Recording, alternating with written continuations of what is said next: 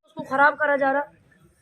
तो आप सब इस बात को सोचो, क्यों नहीं हम बेटियों को आगे ले दे के तो एक अतिथि आवे लिकड़ के गाँव में से, सब जानते हो गाँव में थोड़ा सा ओल्ला पर्दा सभी करे। तो आप सभी लोग मुझे बहुत ज़्यादा सपोर्ट करें और बेटियों को भी करें। हमारे बीच में एक ऐसे शख्स भी हैं, हमारे प्रिंसिपल अंकल, जो बच्चों को शिक्षा देते हैं। उन्होंने बहुत सारे टीचर भी बनाए हैं, उन्होंने बच्चे भी पढ़ाए हैं। तो मैं चाहती हूँ अंकल कि आप कुछ यहाँ पे बोलो, क्योंकि आजकल शिक्षा का जो बेड़ा गर्क करा जा रहा है, मुझसे ज़्यादा तो आप जानो। बिल्कुल, प्रधान भी रहे हैं गांव के अंकल, प्रधान एजुकेशन डॉक्टर भी है, एजुकेशन हब बना दिया यहाँ पे। हाँ, यही ना, अब तो लुटिया डुबोने लग रहे ना। एजुकेशन हब बना दिया, इस आदमी को सेलिब्रेट क्यों नहीं करे हो आप? करते हैं, किस लेवल का सेलिब्रेट करते हो? मतलब सोचने की बात है। ये रास्ता निकलना चाहिए, उसकी बात करें हमें, और ये लड़कियों रास्ता निकालेगी।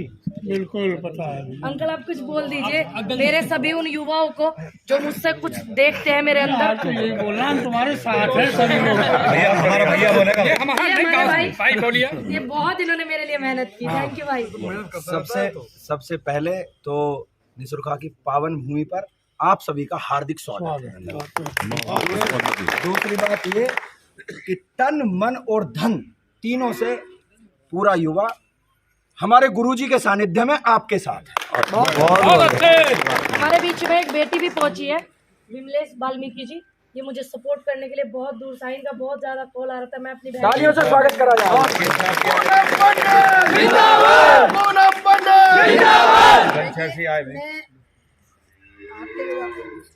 जो भी उपस्थित यहाँ पर सब भाई हैं मेरे, मैं आप सभी से एक निवेदन करने आई हूँ।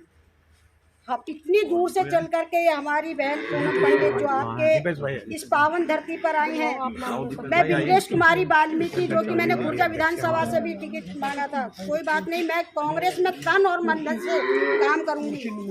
जो कहते हैं कि देश को हम अच्छा रखेंगे और अच्छी समय है, ये कोई अच्छा समय नहीं है। युवाओं को इस समय किस कैटेगरी में ला करके खड़ा कर दिया है, बेरोजगारी का, क्योंकि देश को बेचने का काम अब माननीय पीएम प्रधानमंत्री जी ने जो कहा है कि मैं बहुत कुछ अच्छा कर रहा हूँ, वो कुछ अच्छा नहीं है।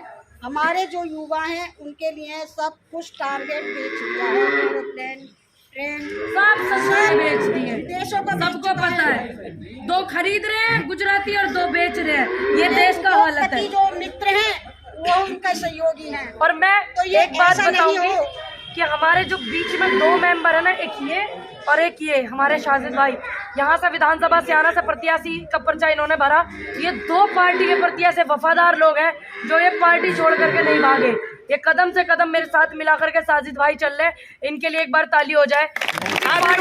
चले जाते हैं पार्टी से, लोग चले जाते हैं, लेकिन नहीं भाई मुझे पूरा सपोर्ट कर रहे हैं। हमारे बीच में हमारे एक अंकल एडवोकेट भी हैं, मनीष चतुर्वेदी भाई जी।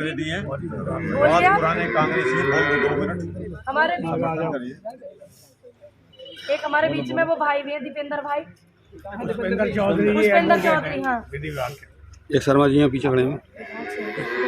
यहाँ पर उपस्थित निसुरखा के सम्मानित हमारे ग्रामवासीगण, हमारी बहन पूनम पंडित, जो एक उत्तर प्रदेश में नहीं पूरे देश के अंदर किसान आंदोलन के रूप में ऐसा चेहरा उभर के आया है, जिसने अपने 2 साल आप लोगों के लिए दिए।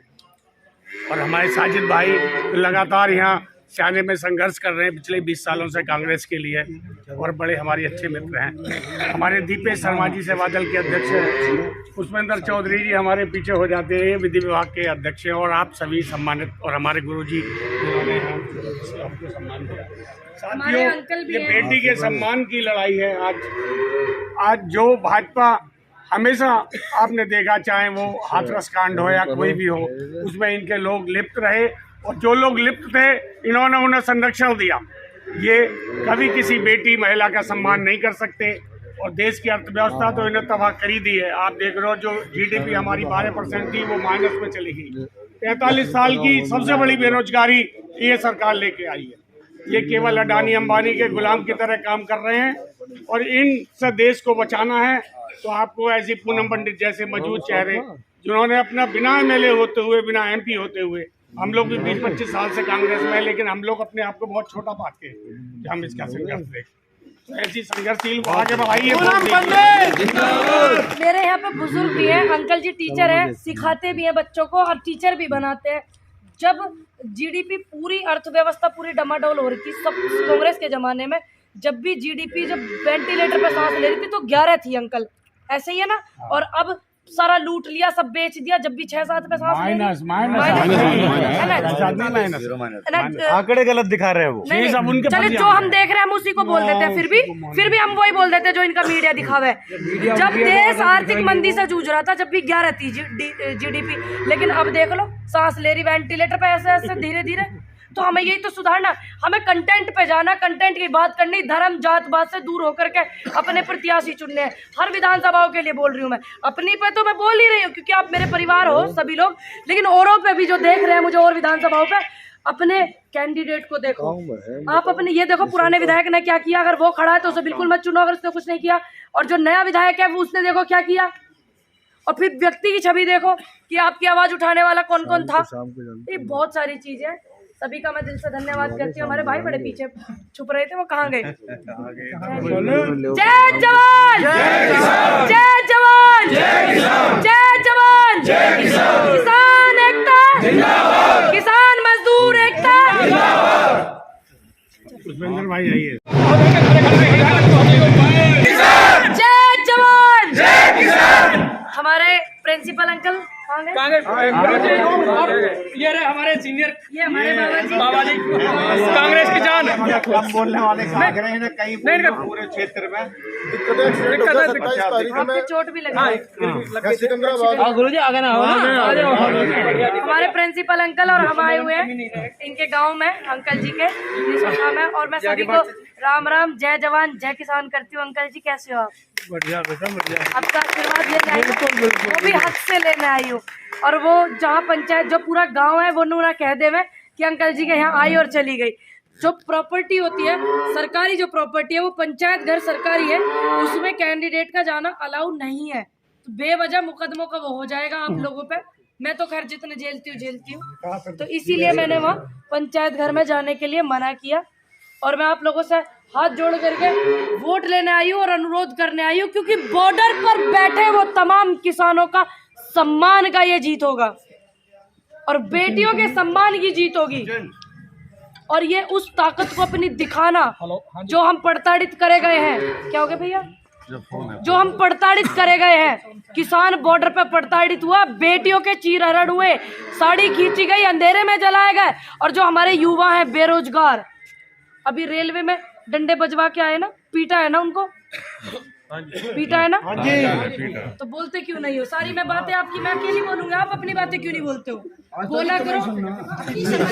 अपनी समस्या हमारे भाई ने बहुत ज्यादा मेहनत की मेरे लिए, थैंक यू आपका दिल से। हम दिल से आपके साथ हैं, बहुत पूरा गांव आपके साथ है। अरे